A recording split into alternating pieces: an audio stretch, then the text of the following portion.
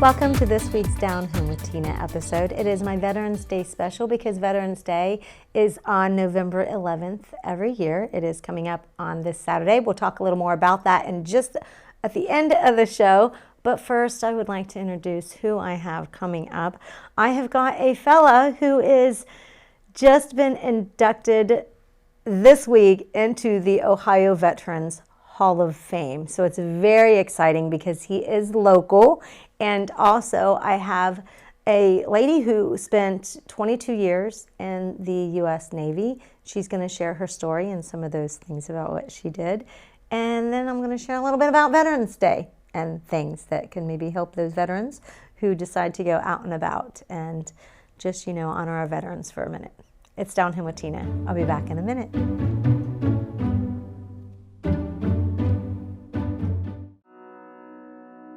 The Frankie Smith Funeral Home and Crematory in Lancaster and the Johnson Smith Funeral Home in Baltimore have a long and wonderful history of serving our community. Feel free to give us a call at 740-653-0652. Stop in and see us at either of our two locations, 405 North Columbus Street in Lancaster and 207 South Main Street in Baltimore. Respect for tradition, regard for change. Dagger Law has more than 110 years of experience in nearly every aspect of the law. When we're not just helping clients, we're helping the community. You'll see us at festivals, sporting events, and around town because we live and work here too. We are your neighbors, and we want to help you when you need it. When we help each other, we're stronger. Our community is stronger. Creating a strong, vibrant, healthy, and safe community is everyone's responsibility, and we take the responsibility seriously. We are local, we are trusted, we are experienced.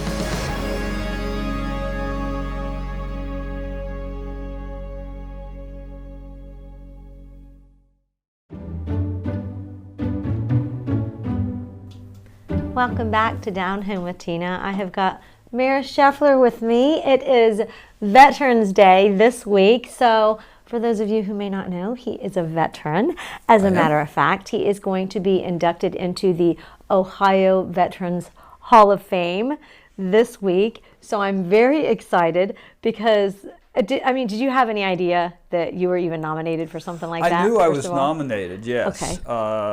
Actually, one of our city council members' husband, Chris Kreitz, husband nominated me, and I'm sure he's a member of the Hall of Fame also. He's a former federal district attorney for Southern Ohio on two different occasions under two different presidents, and I've gotten to know him, and yes, he asked if it would be all right if he nominated me, and I said, sure, why not? Right, Yes, yeah. so. I think that's awesome, and what an honor, I believe, to have you to be able to do that and be the mayor of the city of Lancaster as well on top of it. So what branch in the military were you in? I was in the Army, 1970 and 71, and I ended up being a military policeman of all things. Yeah. Shocked at the time that I was selected to do that, but it ended up good. Right, yeah. Well, of course you said surprisingly, because it was not in your plans when you were graduating high school to go into the service, correct? No, I was drafted surprisingly, yes, because I'd had rheumatic fever in high school and was always told I would never be drafted, and the Army apparently hadn't heard that. So yeah, so I was called up for my physical. I was a junior at Ohio State, and 2 months later I was in the Army. Actually, just a few days after the Kent State shooting is when I reported for duty. So that was kind of surprising. And at the time, we all just assumed we were going to be infantry and go to Vietnam. And out of my basic training company, there were about 5 of us, I think, that were selected to go to MP training. Which was a surprise because all the rest, I think, did go to infantry training. Yeah. And I don't know if it was just luck or as a result of the aptitude tests that they administered in basic training, but thank goodness it ended up I didn't have to leave the States. Right? Yeah, that's a blessing. What a blessing. Wow. Yes, it was. And so did you have a moment that sticks out in your mind during basic training that you go, oh, at the time you were going, oh, this is not happening, but like later on and even now you could laugh about it? I had those moments because I was a straight-laced, I'm going to follow the rules, but sometimes, no matter how hard, something will happen and you end up getting called out and doing something. And it's like, did you have any of those, or were you pretty much that follow the rules and always? I guess I'm probably a follow the rules kind of guy, you know. I ended up being a CPA, so okay, yeah, that's true. So kind of rule following type people. Yeah. Yes. No, there was nothing really that stood out. I mean, I shot a gun for the first time in my life, and so that was interesting. And in MP training, we got to shoot lots of weapons, and shot a pistol for the first time, and ended up, we didn't even get to actually shoot it live until we went to qualify. Mm-hmm. And they gave you 5 rounds to qualify, and you had to get a certain score. And shockingly, I qualified actually as an expert with those 5 rounds, and I was kind of disappointed because I wanted to shoot more because I'd never done that before. Yeah, it's like, more darn. Practice. Yes, more practice, right. So, and you didn't even need it. I didn't even need it, and got to go sit in the, I don't know, somewhere in the back while the rest of the company qualified. Yeah. Mm-hmm. Yeah, which one thing that I think that as veterans, well, for myself, when being in, boy, they teach you to have patience, but man, I don't know about you, but when I got out, patience is hard for me. I think I used it all up in that 2 months. Yeah, I'm sure. That 8 weeks of basic training. The ultimate hurry up and wait. Yes. And people, I'm telling you, it is really seriously that hurry up and wait. So I know what he means by he wishes he could have done some more shooting. Instead, he did so well that he goes in.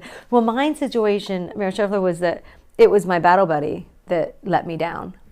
So in the basic, you got to be careful who your battle buddy is, because if they do something, we didn't have battle buddies back then. You didn't have them back then, to where, because we couldn't go in the latrine with our weapon, our M16. So I left it with her, and she left it. Oh boy, that was a big issue. I'm guessing. Yeah. So I kind of got dinged on that one, but that was pretty much the only thing that it was. But so overall, your experience, and what was it like? Do you feel? Well, it was a good experience, and by the time I got out, I believed that everybody should be drafted and serve, both male and female. Shouldn't have been any exceptions.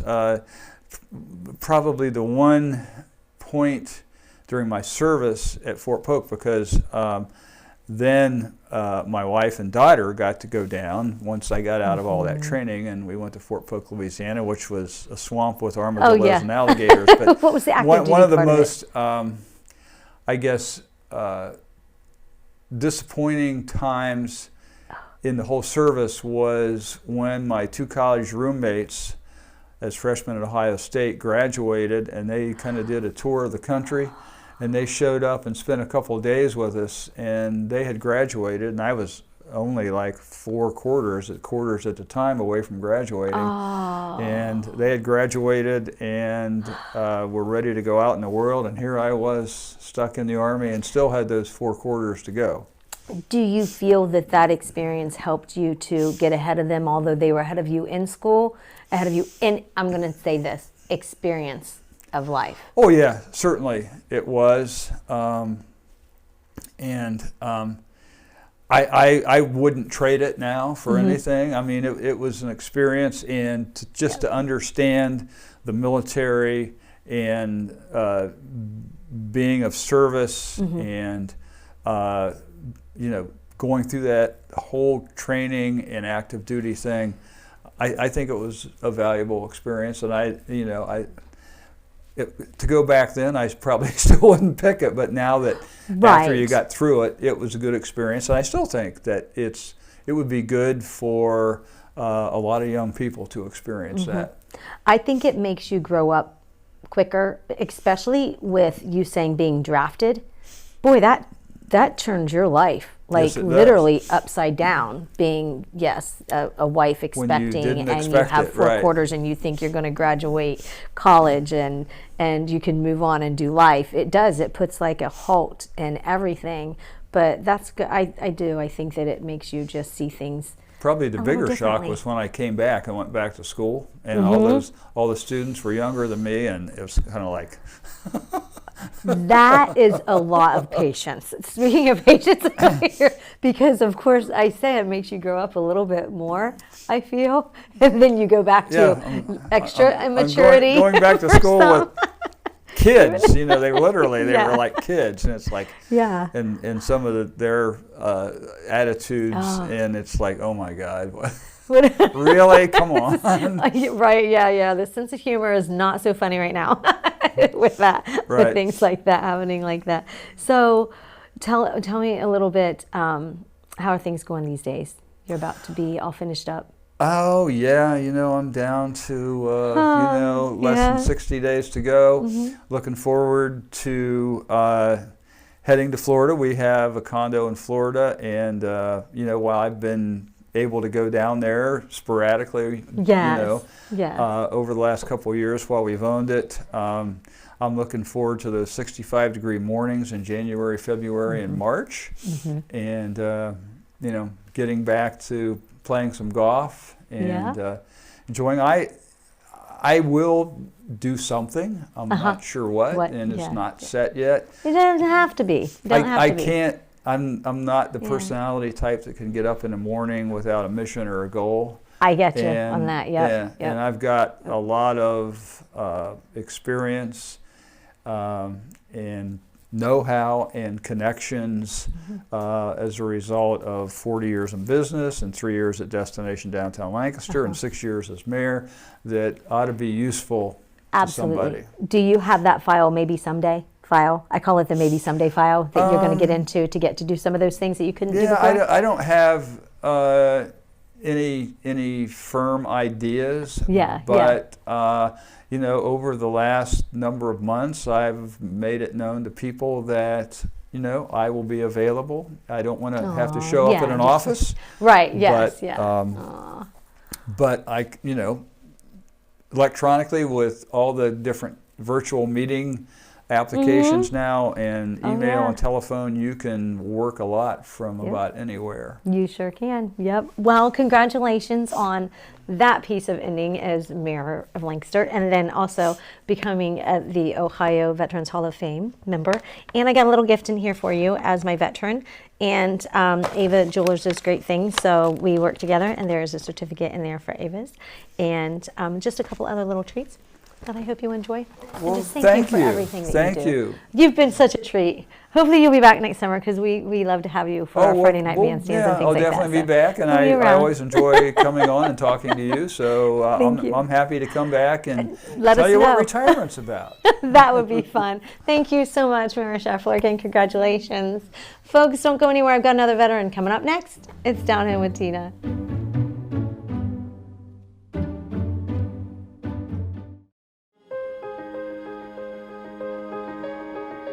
I really like Fairfield County because we're just a great mix.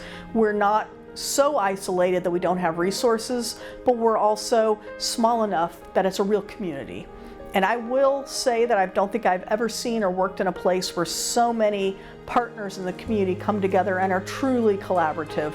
I've been working in Fairfield County for over 20 years, and I've had a variety of positions within the county. Being a smaller county, I've been able to get to know the service agencies better and people that work within that. So I've always had those opportunities to be creative, to think out of the box. And through those collaborations, we've been able to really build some wonderful programming for the youth and families. I think that everybody is really community-minded, and they're really focused on, within the system of mental health care, they're really focused on getting people access to the care that they need and making sure that we're serving the people in Fairfield County. Community, connections, collaboration. The Fairfield County Way.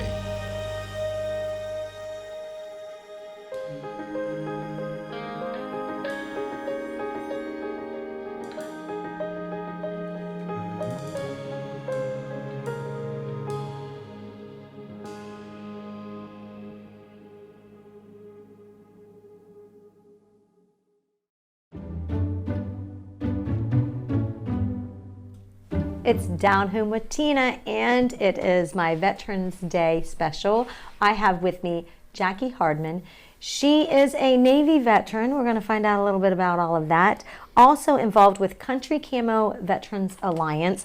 I have seen that on social media, and I have wanted to have somebody. So when my friend, we have a mutual friend, Teresa Marshall, she was a Veteran of the Month here recently, and she said, well, I might have somebody. And I was like, yay. So anyways, when I found out that it was part of the Country Camo Veterans Alliance, I thought, how ideal. There's a bigger plan than what we can always imagine. So I just am like, yes. Anyways, True. Jackie, welcome to the show. Thank you. How many years were you in the Navy? 22. Oh, wow. Well, but this That's a while. this was not all active duty time. See, No. I was a concurrent, Okay. and then I had active duty after 9/11. I was Okay. called up. So, Oh, you were? yeah. Okay. What rank were you in the Navy? I was Chief Petty Officer. Okay. E7. Okay. So what is that in, like for people to Oh, I get have an no idea Chief what Petty it is. Officer? I don't know. Gunny Sergeant in the Marines, maybe. Oh, okay. Okay. I don't know I know in Army. the Army, Sergeant First Class. would be Probably. E7. Yeah. I like you should said, know so, that, yeah, but it's I been think a while since. Yeah, no, I'm the same way. I don't Sometimes remember. I question, is that right, Tina? Yes, Staff Sergeant C6, First Class, yes. So, I don't remember. anyways, yeah, because they're all just a little bit different. Yeah. The same, but of course Yeah, we different. wear ours upside down too. You That always do, blows yes. everybody's mind. Because, we got to differentiate between the I have different to- branches as I well. do have to tell you this. I took my uniforms when I first had made a rank that, put Yeah, things on the put sleeve. something on 'em. I took it in the dry cleaner and I marked it, and I showed her where and what position they went in. And I got it back, and it was exactly the way the Army or somebody would wear theirs. And I'm like, this is upside down. They did the wrong. They They did, did it the wrong. wrong way, Yeah. so. Yeah, they must have done a little more of the Army than Navy than they did the It's Navy, obviously. Aw. Well, they had learned that lesson that day. I'm sure Oh, you yes. went and told I said, them. Yep. excuse me, this is the bird's on the bottom. It's supposed to be on. Aw. Why did you join the Navy, Jackie? I just wanted to give something back. My country's been good to me Mm. all these many years, and Yeah. I thought I actually joined. It was really strange. I joined after my husband died in '82, but I had been at Ohio State in the ROTC program for women. I was the first woman they let in. That is interesting. Yeah, that was wow. my junior year, so I was kind of like halfway through my BS. So, but I took the courses and stuff, but when I got out, it never went anywhere. Well, then I got married. Well, then when my husband passed away, I thought, I still want to do this. I was too old. I was 35. Aw. So they had a recruiter at school, and so I just thought, okay, I'm going to talk to him. And all of them turned me down except the Navy, and the Navy said, we can get you in as just a E3 enlisted, but that's called an advanced pay grade. And I was 6 months past my 35th birthday, which means I didn't get my commission, Oh, yeah. And I said, wait a minute. And they said, no, we can't do that. So I went ahead and said, hey, just get me in. So I went. Yeah, so you went. And then what did And you loved do?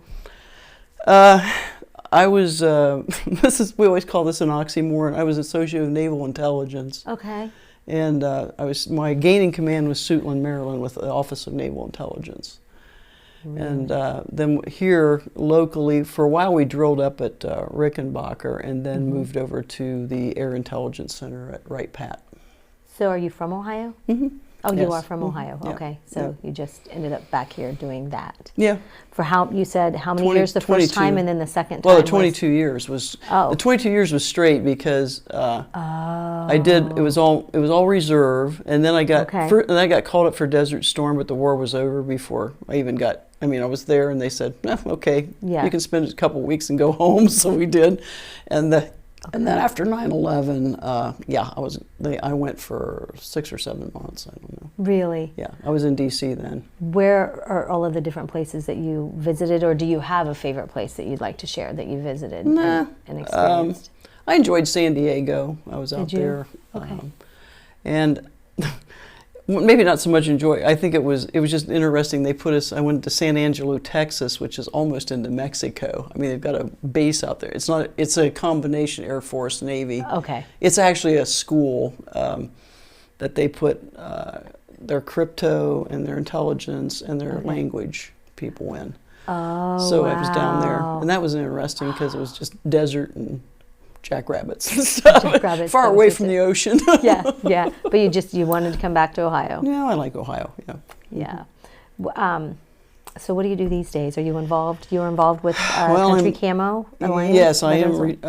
It's on their board of directors. This is the time when they get their veterans together. They have an application goes out August, September, and people can apply. You don't have to be 100% disabled with this group. You just have to be some kind of a disabled vet. So they include PTSD and TBI, which is many of the veterans, and there are some physically disabled. But so what it is they these folks raise funds and stuff all year. Country Camo does. Country Camo, and they take 5-6 vets by application and stuff. Disabled veterans. Yeah, so disabled. The Country Camo, you don't necessarily you're a veteran, but not a Country Camo veteran, right? is run by a gal who is a disabled vet. Okay. Her name is Gina Mitchell. Her and her husband started it because she was a victim of a car bomb when she was stationed overseas, and she suffered from the TBI and the PTSD and got real involved in that, believes that nature, being out just in the nature, in God's creation, is a form of healing. And so they like to take vets that maybe have never been hunting or never really had that experience, and it can go and sit. They don't have to hunt. They can sit in the thing and decide not to hunt. But it's more of it's an idea of healing, and then the fellowship of those guys getting together. They they have a bunkhouse and the fellows stay in it. They're there from Thursday, Friday, Saturday, and Sunday. And then each day they take them out twice a day to hunt deer, bow hunt. Okay. So that's coming. Of course, it's going to be it'll be over by the time we've done this air. So it's over. But those who are interested in having somebody to participate, they just pay attention to the Facebook page. She puts it out. She puts it on social media and puts it out in various veterans organizations and stuff, so that word gets out and then people apply. So every year they'll take 6-7 veterans, and it's really nice because they buy their clothes, they feed them, they house them. The only thing the guys have to do is get there. Really? Yeah, they provide the hunting equipment. In Central Ohio? It's Rushville. Ohio?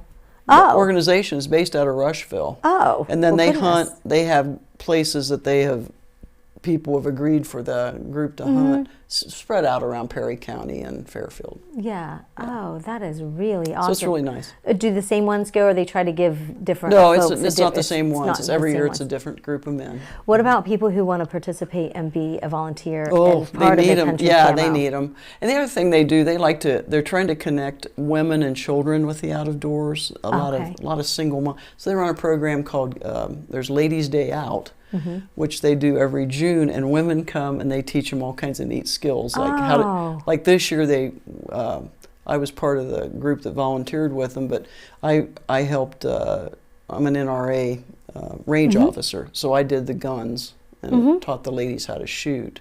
Okay. Then they had bows, and then they teach them how to fish, and we cleaned fish, and it was really nice. And a lot of these ladies never been exposed to any of that. And also kids can go too. Then they have a kids' day out that they usually have at Cincy Park, and the kids get to fish all day.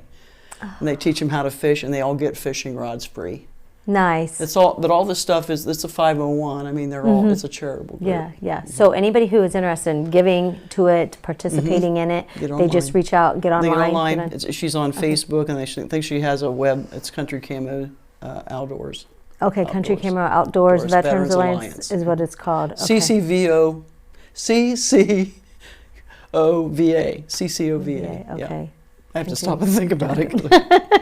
No. So, what is your favorite thing about being out there and volunteering and participating with this? I like the fellowship. Just with there's something about the military, and I don't care what branch you're in, but it's kind of like everybody's got everybody's back. They do.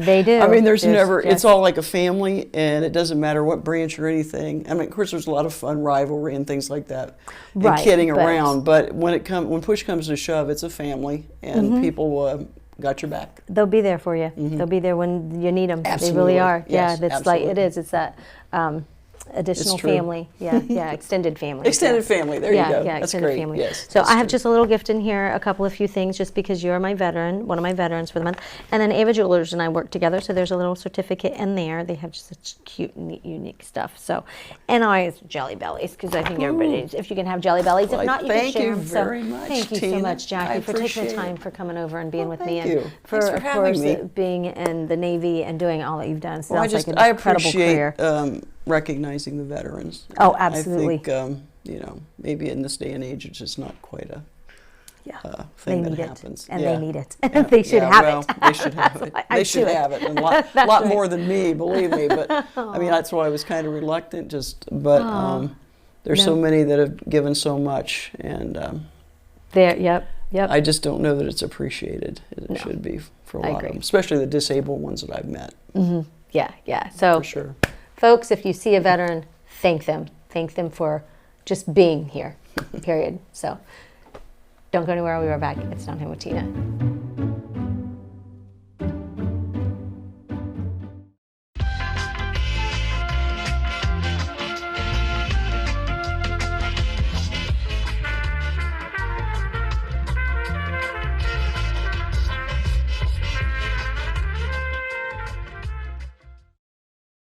I don't think that many kids in my son's school even do it.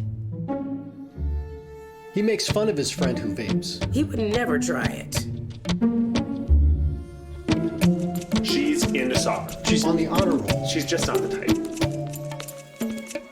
No way. No way. No way. No way, my kid would never vape. Get your head out of the cloud. Today, nearly 8,000 kids will start vaping. Maybe even yours. Learn about the dangers at talkaboutvaping.org.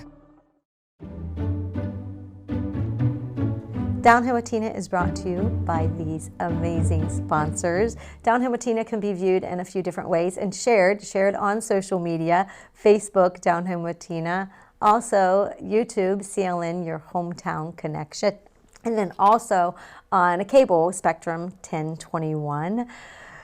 Veterans Day, love highlighting folks you know, my first responders and teachers and students, inspirational and folks in the community, as well as our veterans. And that's why I find it so important that I wanted to share and have the show about veterans this week. And Veterans Day lands this Saturday. So Saturday, being that there are going to be so many parades that you can look up and Google online, local Veterans Day parades. And also it is going to be observed like as a holiday for businesses and such on Friday this year. If it's a Sunday, typically it's Monday, but this year it's going to be on Friday. But they offer so many discounts on Veterans Day, and maybe you can find out if they extend it for a Friday, because restaurants might be pretty full if they have Veterans Day special coupons and things like that they're offering. So hopefully you'll take your veteran out. Also, folks, there's some stores that will honor a veteran's discount. Sometimes you have to have your DD-214, not just some of the stores that all the time give a discount, but Allegiant Air, if you ever fly that, they offer free luggage. You just have to have your DD-214, or if you have, I think, your card, like a military card of some type, you get free luggage. And don't think I've not taken advantage of that, because some people will tell you, she packs. She packs for probably a couple of people. I always say you have to be prepared. That is one thing the military did teach me when I was in. Be prepared. Always have enough. But I also believe if I forget something, I could always buy it at the grocery store or something. Folks, thanks so much for watching. Get out there and thank a veteran this weekend. God bless and good day. It's Down Here with Tina.